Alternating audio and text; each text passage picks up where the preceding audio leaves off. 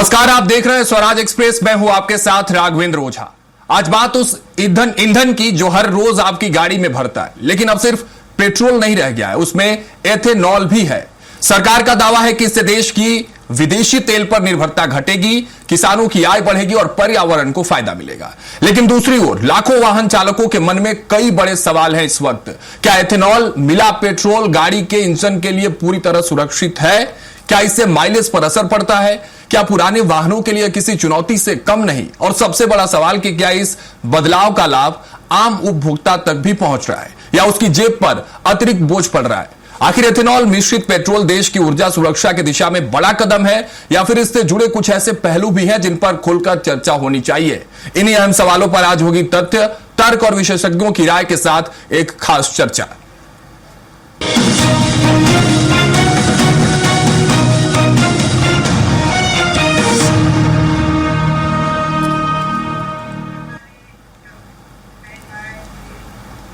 तो देखिए, आज का सबसे बड़ा सवाल यह है कि क्या आपकी गाड़ी खतरे में है। और यह सवाल इसलिए क्योंकि पेट्रोल में जब 20% एथेनॉल को मिलाया गया तो कई सारी तस्वीरें देश भर के अलग अलग क्षेत्रों से, अलग अलग राज्यों से, अलग अलग प्रदेश के हिस्सों से सामने आई। इसमें जो मुख्य तस्वीर यह थी कि लोगों का साफ तौर से कहना है कि एथेनॉल वाला पेट्रोल जो है वो गाड़ियों पर असर डाल रहा है, उसका इफेक्ट हो रहा है। वो तस्वीरें आपको दिखा रहे हैं, जो गाड़ियां हैं उनके इंजन पर असर पड़ रहा है, माइलेज पर असर पड़ रहा है। तो इसलिए इस वक्त का सबसे बड़ा सवाल यह है कि जो लोग गाड़ियों का उपयोग कर रहे हैं, उन गाड़ियों में एथेनॉल वाला पेट्रोल डाल रहे हैं, उनके जेब पर कितना असर पड़ रहा है। क्योंकि सरकार यह दावा कर रही है कि पर्यावरण सुरक्षा के लिए और विदेशी तेलों पर निर्भरता को घटाने के लिए एथेनॉल वाले पेट्रोल का इस्तेमाल किया जा रहा है। हालांकि इसको लेकर रिसर्च हुए हैं, एक्सपेरिमेंट्स हुए हैं, उसके बाद जो रिपोर्ट सामने आई है उसके आधार पर इसको किया गया। हालांकि इसकी तैयारी 2030 तक करने की थी, लेकिन जो वैश्विक संकट तेल पर मंडराया रहा उसको देखते हुए भारत में 2026 में लागू कर दिया गया है। एथेनॉल वाला पेट्रोल तेजी से पेट्रोल पंप पर मिल रहा है। लेकिन क्या यही एकमात्र विकल्प है भारत के पास इस वक्त देश में? क्योंकि लोग इस पर अब सवाल खड़े करने लगे हैं, लोगों के भीतर डर है। लेकिन आपको हम कुछ प्रतिक्रियाएं सुनवा देते हैं कि इस एथेनॉल वाले पेट्रोल के बाद जो लोग परेशान हैं उनकी प्रतिक्रियाएं क्या है, कुछ मैकेनिक्स क्या कह रहे हैं इसको लेकर, जो एक्सपर्ट्स हैं, जो रोज गाड़ियां बनाते हैं, खोलते हैं इंजन को, मैकेनिज्म को जानते हैं, वो क्या कह रहे हैं, आम लोगों की क्या राय है, पहले सुन लीजिए। नॉर्मली हर कस्टमर का यही कहना होता है कि एवरेज हमारी गाड़ियों का कम हो गया है और पिकअप जो पहले था वो नहीं आ रहा है। BS6 मॉडल है, उनको तो अभी उनमें तो प्रॉब्लम नहीं आ रही है, उनकी मतलब आज अभी कोई शिकायत भी नहीं आई इससे। जो पुरानी गाड़ियां हैं उन लोगों की शिकायत यही है कि एवरेज नहीं आ रहा है गाड़ियों में और पिकअप नहीं मिल रहा है उतना जितना पहले मिल रहा था। जैसे मान लीजिए अपने हम लोग कोई काम कर रहे होते थे तो हाथ में पेट्रोल जैसे आ जाता था तो वो पूरा 2-3 सेकंड में पूरा सूख जाता था और पूरा वाइट पड़ जाता था। अभी पेट्रोल आ जाता है तो हाथ में गीलापन भी रहता है और वो उतना जलनशील नहीं रहता है जितना जलनशील पहले था। एथेनॉल से ये जेट चौक हो रहा है, गाड़ी रेस हो रही है, भगती नहीं है गाड़ी, पिकअप ही नहीं बनाती है गाड़ी, रेस हो जाती है, एकदम एक्सीडेंट चुपक गया था, ग्राहक परेशान हो जाता है, ये क्या हुआ है एकदम, वो हमको फोन करता है ग्राहक। गाड़ी का मुझे 150 रुपये का पेट्रोल डलवाया तो पता नहीं चलता कब खत्म हो जाती है और इसका ये झटके मारने लगती है पेट्रोल से गाड़ियाँ बहुत बंद हो जाती है। हाँ, जब कभी बंद हो जाती है, 2-3 बार मैं इसका कार्बेट बंदवा लिया। तो चलिए इस खास चर्चा में हमारे साथ दो बड़े एक्सपर्ट्स जुड़ रहे हैं। सबसे पहले उनका परिचय करा दे रहा हूं। अजय सुरेश केडिया जी हैं, डायरेक्टर हेड केडिया एडवाइजरी के। सर बहुत बहुत स्वागत है आपका स्वराज एक्सप्रेस पर। रोहित गोतकर जी ऑटो एक्सपर्ट है, हमारे साथ जुड़े। रोहित जी आपका बहुत बहुत स्वागत है स्वराज एक्सप्रेस पर। शुरुआत अजय जी आपसे कर रहा हूं क्योंकि जो तस्वीरें हमने इस वक्त दिखाई हैं, लोग परेशान हैं। पिछले कई दिनों से लोगों की ये शिकायतें सामने आ रही है, उनकी शिकायत मिल रही है कि उनकी गाड़ियों का माइलेज कम हो गया है। तो क्या इसकी वजह ये जो इथेनॉल वाला पेट्रोल है ये बड़ा रोल प्ले कर रहा है इसमें? अजय जी नमस्कार जी। देखिए, मुझे लगता है कि as of now we can't say, because जिस ढंग से हमारे पास जो अपडेट हम पढ़ते हैं कि E20 पे इंडिया आने से पहले काफी ज्यादा इस पे चर्चा भी हुई है और काफी इस पे टेस्टिंग भी हुई है, ठीक है। लेकिन जो आपने वीडियोस बताए हैं, देखे हैं, तो उससे होता है। लेकिन आई थिंक जो एज ए फाइनेंशियल कंसल्टेंट जो हमारे पास अपडेट्स रहती है कि देखिए आज जिस ढंग से कच्चे तेल में हमने उबाल आते हुए देखा उसी चीज को देखते हुए गवर्नमेंट ने 80-20 का जो 20% प्लांट डिराइव्ड एथनॉल है उसका वर्क किया है। तो एवरेज को लेकर तो मैं ज्यादा नहीं बोल पाऊंगा, बट ये रिक्वायरमेंट क्यों थी वो मैं जरूर बताता हूँ, क्योंकि आज हम जो इंपोर्ट्स करते हैं उसमें सबसे बड़ा जो बिलिंग होता है वो हमारा कहीं ना कहीं कच्चे तेल का होता है, और कच्चे तेल को इग्नोर नहीं किया जा सकता बिकॉज यहाँ पे इकोनॉमी बिना कच्चे तेल के चलेगी नहीं। तो लगभग अगर 20% नेशनल एथनॉल ब्लेंडिंग की मैंडेट के तहत देखते हैं तो 310 लाख टन के आसपास कच्चा तेल का जो इंपोर्ट है उस पर इम्पैक्ट आता हुआ दिखाई दे रहा है, जो कहीं ना कहीं रेवेन्यू वाइज अगर हम बात करें तो काफी बड़ा, लगभग माना जाता है कि 1.9 लाख करोड़ के आसपास का फॉरेन एक्सचेंज बचाया जा सकता है। बट हाँ, इसकी कीमत क्या होगी, क्या गाड़ी या एवरेज या एफिशिएंसी पे इम्पैक्ट पड़ेगा वो मैं नहीं बता पाऊंगा, बट यस, अगर ये 20% एथनॉल ब्लेंडिंग होता है तो इकोनॉमी के लिए 1.9 लाख करोड़ के आसपास का फॉरेन रिजर्व की सेविंग होती है। ठीक है, लौटूंगा आपके पास। हमारे साथ रोहित गोदगत जी हैं, ऑटो एक्सपर्ट हैं, उनसे ये तमाम बड़े सवाल जो सवाल आपने छोड़े वहां से शुरुआत में आपसे कर रहा हूं। रोहित जी, E20 एथेनॉल को लेकर आवश्यकता क्यों पड़ी, ये बात अजय जी ने बखूबी से बताई, और वैश्विक संकट तेल को लेकर देखने को मिली। सरकार का कहना है, सरकार का दावा है कि वैश्विक तेलों पर निर्भरता कम होगी, लेकिन मैं इसके पीछे साइंटिफिक ऑब्जेक्टिव को समझना चाह रहा हूं आपसे कि क्या किस साइंटिफिक ऑब्जेक्टिव के साथ E20 को यहां लॉन्च किया गया और उसका इंपैक्ट क्या हो रहा है, इफेक्ट या इफेक्ट जो भी गाड़ियों पर देखने को मिल रहा है उसकी सच्चाई क्या है। नमस्कार जी नमस्कार, थैंक्स फॉर हैविंग मी। जैसे अजय जी ने बताया कि एनर्जी सिक्योरिटी और इकोनॉमिक फायदे तो बहुत सारे हैं E20 ब्लेंडिंग के। अगर आपको देखो कि गाड़ियों में क्या तकलीफ हो रही है, तो मेरा ख्याल है कि थोड़ा सा एग्जैजरेटेड है कि गाड़ियां खराब हो रही है या माइलेज बहुत ही कम हो रहा है। अगर आप देखोगे तो एक्चुअली इंडिया में E20 ब्लेंडिंग शुरू होने के पहले E10 का ब्लेंडिंग कर रहे थे oil industry for a very long time, और ये चल रहा था। ये 2022 में ऑलमोस्ट इंडिया में E10 100% ब्लेंडिंग हो गया था सब जगह पे।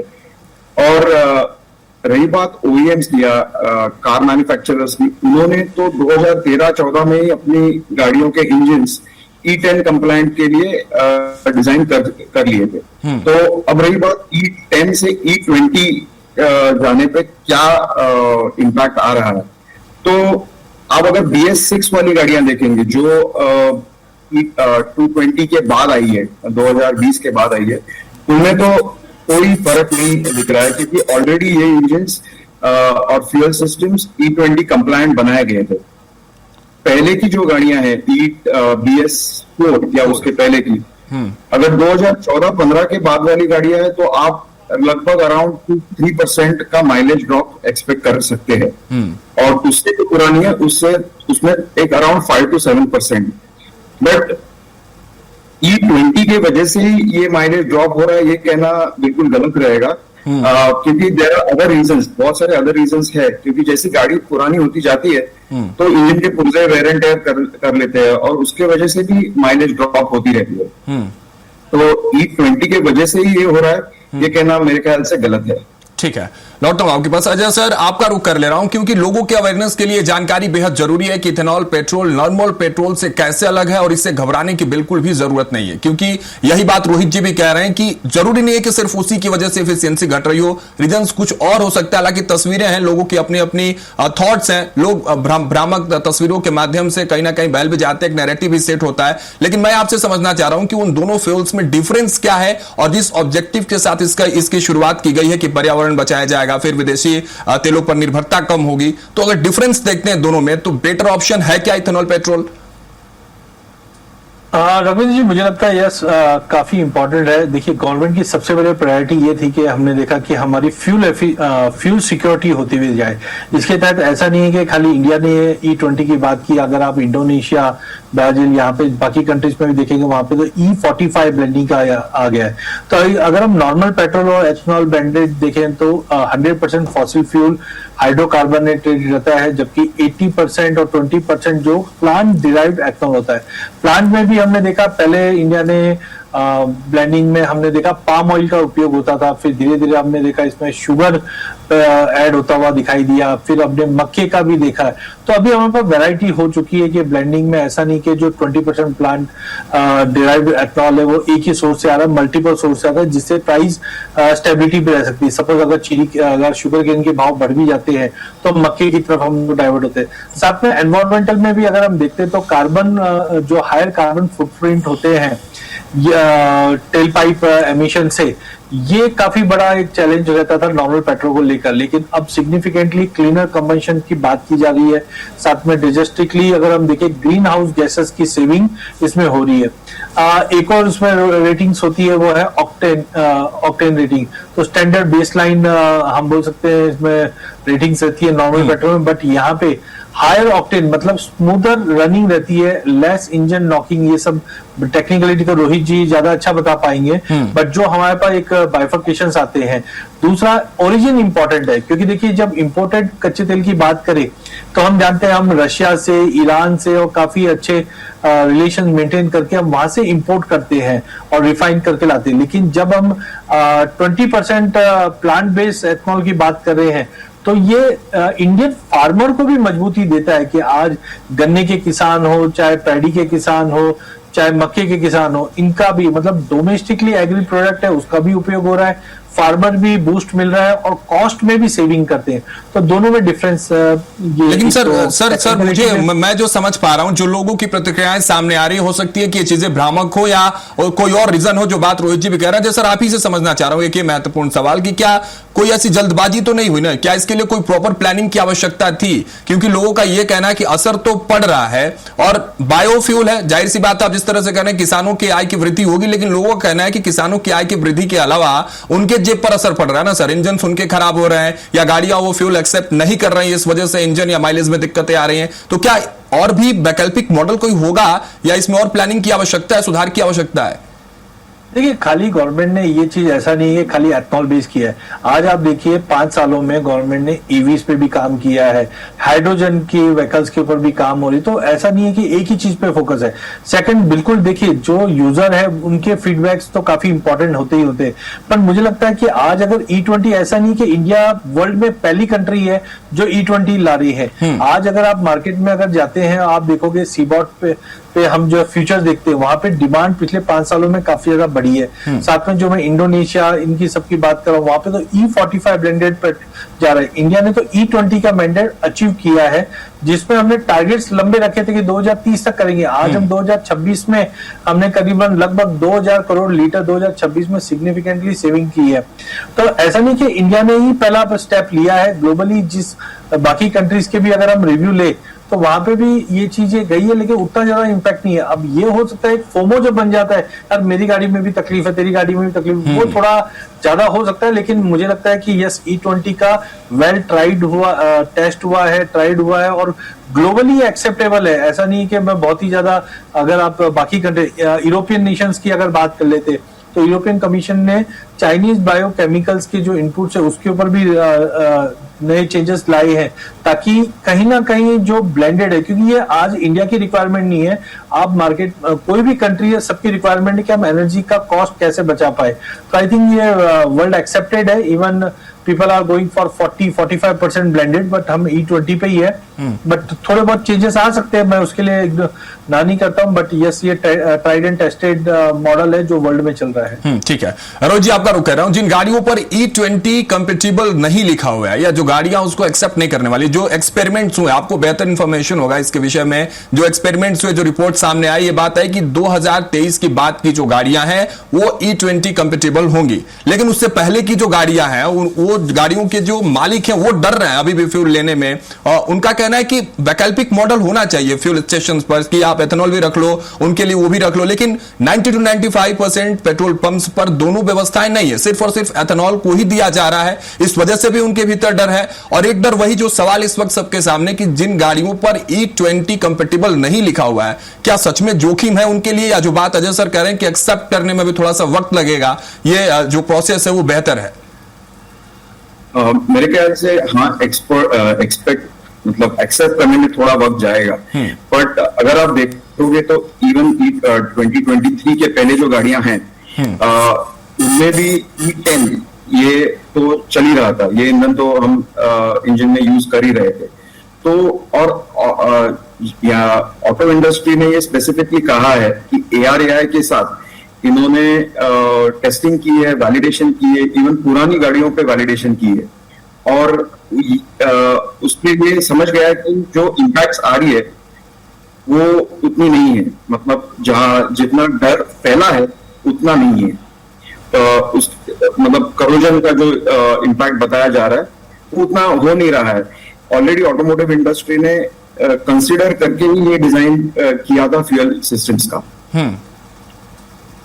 रोजी, लेकिन मैकेनिज्म थोड़ा सा मैं समझना चाह रहा हूं कि अगर ऐसी तस्वीरें हैं भी, इफ एंड बट पे अगर बात करना, ऐसी तस्वीरें हैं, तो इस एथेनॉल पेट्रोल को गाड़ी के भीतर जाने के बाद वो क्या प्रोसेस हो रहे हैं जिससे इंजन को कौन से वो पार्ट्स हैं इंजन के या गाड़ियों के भीतर की अगर बात कर ले, अगर आपके पास क्योंकि अनुभव है, आपके पास वो जानकारी है, अगर लोग ये बात कह रहे हैं तो क्या लग रहा है कि ये जाके अफेक्ट कहां करता होगा? पिस्टन पे या इंजन का वो कौन सा पार्ट होगा जो मैकेनिज्म को अफेक्ट करता हो, जिससे माइलेज कम हो रही है या इंजन सीज हो जा रहे हैं? ऐसे जो सवाल सामने आ रहे हैं, इफ यस या मतलब इफ और बट वाले सवाल हैं, अगर ऐसा हो रहा है तो क्या मैकेनिज्म हो सकता है?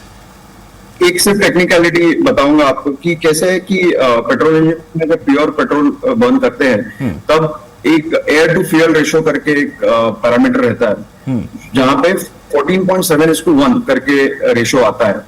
मतलब एक पार्ट ऑफ फ्यूल बर्न करने के लिए, पेट्रोल बर्न करने के लिए आपको 14.7 पार्ट्स ऑफ प्योर पेट्रोल लगेगा। ठीक है। आप प्योर इथेनॉल की बात करें तो 9 पार्ट्स लगेंगे आपको of air to burn 1 part of ethanol, और E20 ब्लेंडिंग वाला देखेंगे तो 13.5 पार्ट्स ऑफ एयर लगेगा आपको एक part of E20 blended fuel burn करने के लिए। तो जाहिर सी बात है कि थोड़ा तो इसका मतलब जस्ट टू एक्सप्लेन मैं कहना चाहता हूं कि जितनी एयर इंजन लेता है वो तो फिक्स्ड है, तो जाहिर है कि आपको थोड़ा ज्यादा फ्यूल डालना पड़ेगा उतनी एयर जब आती है तब, तो थोड़ा इंक्रीज जो है इन फ्यूल वो तो है ही। So you are going to get about 3% increase in fuel consumption. However उसके वजह से तो इम्पैक्ट है, जैसा कि बीच में अजय जी ने बताया था कि इसका ऑक्टेन नंबर हाई है, तो उसके वजह से ऑटोमोटिव मैन्युफैक्चरर्स इंजन को थोड़ा अलग तरीके से रन कर सकते हैं, और अभी सभी गाड़ियों में हमारे इंजन कंट्रोल यूनिट होती है, तो ये जो यूनिट है वो इस फ्यूल का क्वालिटी और कितना बर्निंग हो रहा है वो भी देखते रहती है, और उसके हिसाब से चेंजेस होती है। सो जितना फ्यूल आ रहा है, जितना एयर आना चाहिए, ये एडजस्टमेंट होता रहता है, एंड बिकॉज ऑफ दैट उसके वजह से मेरा कहना है कि जो इतना फ्यूल इकोनॉमी लॉस का बता रहे हैं उतनी है नहीं, और फ्यूल इकोनॉमी लॉस पुरानी गाड़ियों में बहुत सारे अदर फैक्टर्स की वजह से भी होता है, जैसे कि इंजन का वेयर एंड टेयर होना या प्रॉपर मेंटेनेंस ना होना, ये चीजें भी ज्यादा इंपॉर्टेंट है, या टायर प्रेशर पावर नहीं होना, ये भी इंपॉर्टेंट है।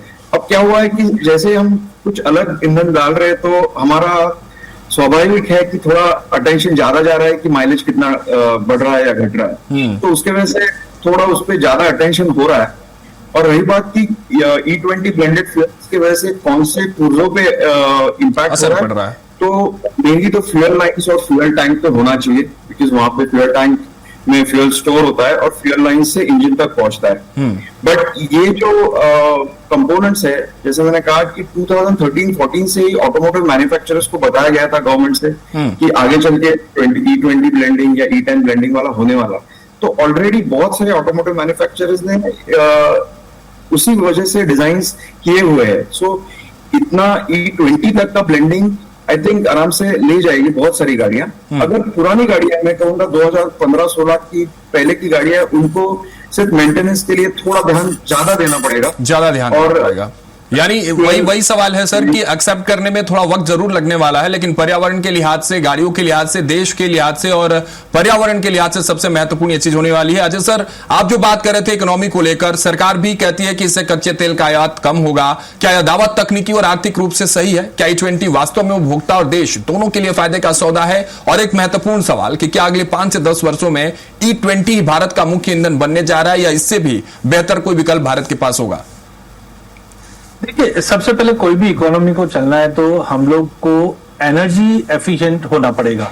आज तक हम देख रहे हैं कि हमारा जो भी इंपोर्ट्स हम करते हैं उसमें सबसे ज्यादा कच्चा तेल ही था। हाँ, गवर्नमेंट ने पिछले, अगर हम 2020 से पहले की अगर हम बात करें तो गवर्नमेंट हमेशा ये देखता है मुझे सस्ता कहां से मिल सकता। ईरान पे सैंक्शन लगा, हम ईरान से इंपोर्ट करते, यूएस पे सैंक्शन रशिया पे सैंक्शन लगता, हम रशिया से इंपोर्ट करते। ये पॉलिसी अपनाई गई थी। बट साथ साथ में अब हम देख रहे हैं कि गवर्नमेंट अदर विकल्प पे भी काम करी। अगर मैं खाली एथनॉल की बात करूं तो यूएस के अंदर PADD1 करके बोलते हैं, यहाँ पे 10% E10 E15 के एक्सपांशन में मॉडल चल रहा है। ब्राजील में यही चीज E27 तक चले गया और हाइड्रोजन में भी they are working on that.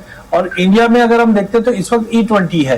तो खाली एथनॉल एक सिंगल विकल्प नहीं है, इसके अलावा ईवीस है जिसपे हम बहुत अच्छा काम कर रहे हैं। साथ में हाइड्रोजन पे नितिन गडकरी जी ने 2-3 बार इस पे एक बात भी की है कि हम तो ट्रेन भी अभी हाइड्रोजन पे चला रहे हैं, और भी काफी विकल्प इस पे काम हो रहा है। बट ये इसलिए भी इंपॉर्टेंट है, देखिए आज कोई भी देश का अगर एक सर्टेन परसेंटेज अगर हम खाली तेल इंपोर्ट पे ही अगर खर्चा करेंगे तो इकोनॉमी की ग्रोथ दिखेगी नहीं। आज आप देखिए 5 सालों के अंदर आज भी कंसिस्टेंटली हमारी जीडीपी 6% के ऊपर परफॉर्म कर रही है, जहां से हम देख रहे हैं कि अनस्ट्रक्चर से हम स्ट्रक्चर में आ रहे हैं। हाँ, रुपए में जो बड़ी गिरावट है उसके कंपोनेंट्स में अगर आप देखोगे तो हमारे इंपोर्ट्स में क्या क्या जा रहा है, कच्चा तेल जा रहा है, सेमीकंडक्टर्स या इलेक्ट्रॉनिक्स में हम बोल सकते हैं, गोल्ड बोल सकते हैं, तो गोल्ड पे भी गवर्नमेंट ने एक्शन प्लान लिया है। तो आई थिंक ये कच्चे तेल के ऊपर जो स्टेप लिया जा रहा है तो ये विकल्प खोजे जा रहे हैं ताकि हमारे जो इंपोर्ट डिपेंडेंसी है वो काफी हद तक कम रहे। और ये मैं यही बोलना चाहूंगा, E20 से आपको घबराना नहीं चाहिए, क्योंकि बाकी कंट्रीज भी, चाहे ब्राजील हो, चाहे इंडोनेशिया और छोटी छोटी कंट्रीज भी है,